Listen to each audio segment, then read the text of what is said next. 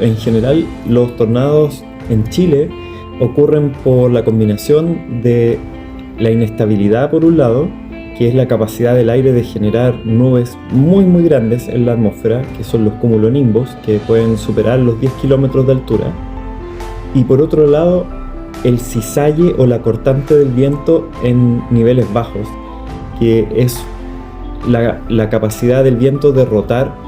por la altura. Puede ser que uno tenga un tipo de viento en superficie y después el viento va girando rápidamente en los primeros metros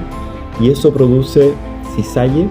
que es lo que finalmente da lugar a la formación de una tormenta con potencial de ser una tormenta tornádica.